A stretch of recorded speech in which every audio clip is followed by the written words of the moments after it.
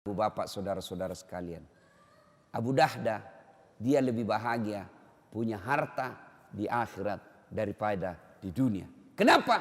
Harta di dunia ini Pak, yang bapak makan jadi kotoran, yang bapak tabung jadi rebutan nanti anak ahli waris kita. Nah, apa kehebatan sedekah? Satu, sedekah itu kata Nabi memperpanjang umur. Kok bisa Ustaz? Coba lihat Pak. Kalau orang dermawan, jangankan masih hidup, sudah mati saja orang doakan.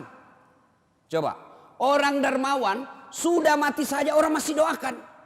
Contoh, ada orang tetangga kita, rajin betul sedekah waktu hidup. Pas meninggal, maka orang lewat di kuburnya, dia akan singgah dulu. Baik ini Pak Haji nih. Waktu hidup rajin betulnya dekasi masjid. Itu yang ada kipas angin di masjid itu sumbangan dia. Itu yang ada mic di masjid sumbangan dia. Ayo kita kirimkan Fatihah. Al-Fatihah. Meskipun sudah meninggal 20 tahun yang lalu, orang masih doakan. Ini yang disebut umur yang panjang. Di Makassar ada sebuah masjid namanya Masjid Sudirman. Dekatnya Bank Sulsel. Bank Sulsel masjid. Namanya Masjid Sudirman. Yang bangun salah seorang orang kaya pengusaha tambak. Dan yang kedua, mantan direktur Bank Penin. Beliau dua orang inilah membangun ini masjid mewah. Betul mewah itu masjid. Karpetnya empuk, sound systemnya baik, AC-nya sejuk, bersih, interiornya cantik. Semua orang yang masuk, Masya Allah, Masya Allah. Dua orang inilah yang membangunnya. Dan salah satu lagi ada tiga. Satu lagi yang mewakafkan tanahnya namanya almarhum Andi Odang, mantan gubernur di Sulawesi Selatan. Hebatnya Pak, penghuni masjid itu bisa ribuan setiap Jumat.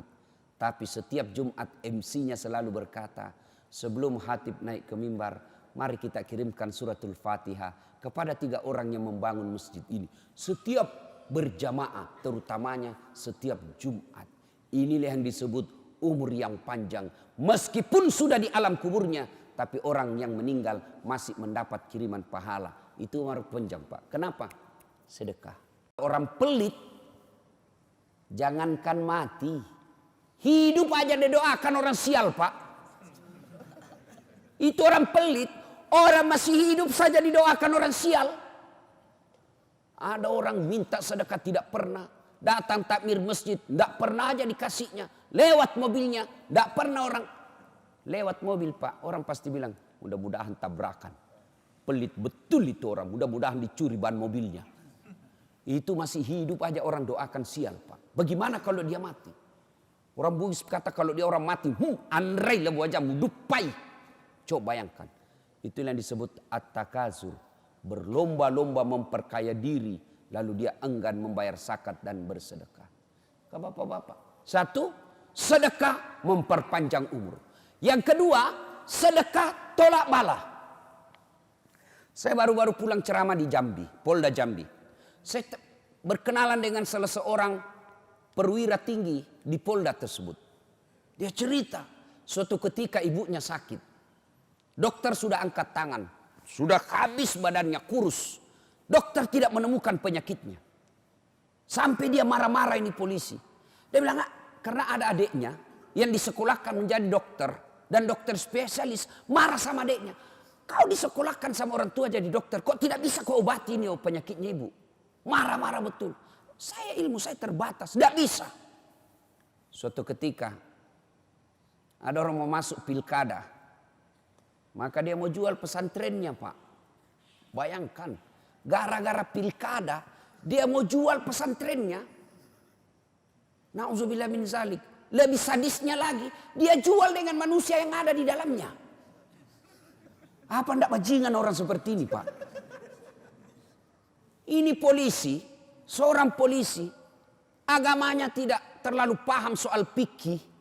Dia kasihan lihat ini orang, penghuni pesantrennya belumlah cukup 20 waktu itu. Kasihan ini pondok. Mau dijual dengan penghuninya. Bukan pondoknya dia kasihan Pak. Anak santri yang ada di situ. Dia kemana ini kalau dia dijual dengan orang-orangnya. Inilah Pak politisi kadang-kala begini Pak. Kalau mau pilkada baik betul agamanya. Pakai serban. pakai gamis, masuk masjid, kayaknya soleh sekali. Pasang baleho, fotonya pun dia balik Pak. Pernah Bapak lihat itu politisi fotonya? Kan biasa kalau foto itu di atas kepalanya Pak ya. Ini dibawa kepalanya. Baru dia tulis di balehonya, siap jungkir balik untuk rakyat. Itu politisi Pak. Jangan percaya Pak. Kalau Bapak mendengar perkataan politisi, jangan baper Pak. Jangan bawa perasaan. Bapak sakit hati. Nah, dia belilah itu pesantren Pak. Setelah dibeli, diperbaiki kamarnya. Dia Masya Allah. Setelah itu, dia bawa orang tuanya. Saya tidak usah sebut rumah sakitnya, tapi rumah sakit Kristen. Setelah diperiksa, ditahu ini Pak. Justru Kristen yang tahu penyakitnya. Ini penyakit gampang ini. Disembuhkan Pak, dioperasi sekejap. Sembuh. Dan sampai saat ini Pak, segar bugar itu ibunya. Dia bilang inilah akibat sedekah saya. Ustadz, saya beli itu pesantren. Tolak bala. Bayangkan. Yang tadinya semua dokter sudah angkat tangan. Dengan sedekah, tolak bala Pak. Itu Nabi sudah jelaskan. Jadi bapak-bapak di sini, kalau ada di sini prostat, asam urat, kolesterol, obati dengan sedekah. Ibu-ibu, ada suamimu mulai selalu berpikir poligami, tolak bala dengan sedekah. Betul Pak. Ibu bangun sholat tengah malam, tidak usah curhat kiri kanan. Kita lihat, ibu-ibu mau tahu ciri-cirinya suami selingkuh? Mau kawin lagi? Ibu mau tahu ciri-cirinya? Satu, handphonenya pakai password. Mencurigakan sudah itu Bu. Yang kedua, setiap terima WhatsApp, SMS masuk kamar mandi. Curigalah kau. Pasti ada sesuatu yang tidak beres. Nah kalau sudah begini suami, tidak usah kau curhat sama tetangga. Apalagi curhat di Facebook. Tak kusangka kau begitu. Romantis ketika kau masih muda. Semakin kau tua semakin menjadi-jadi. Tidak usah curhat seperti itu. Gimana caranya? Ibu bangun sholat hajat tengah malam. Ambil minimal 2 rakaat. Syukur-syukur bisa sampai 8 rakaat. Selesai itu ibu berdoa. Ya Allah, Engkau yang menitipkan rasa cinta dalam hati suamiku. Ya Allah, palingkan hatinya kepadaku. Ya Allah, ini ada duit saya 1 juta ya Allah. Sedekah tolak bala. Mudah-mudahan suamiku terhindar dari wanita jahat. Bismillah. Coba amalkan. Yang jadi masalah kalau suaminya juga bangun sholat tahajud. Dia tolak bala juga Pak. Ya Allah, ini ada duit saya 1 juta ya Allah.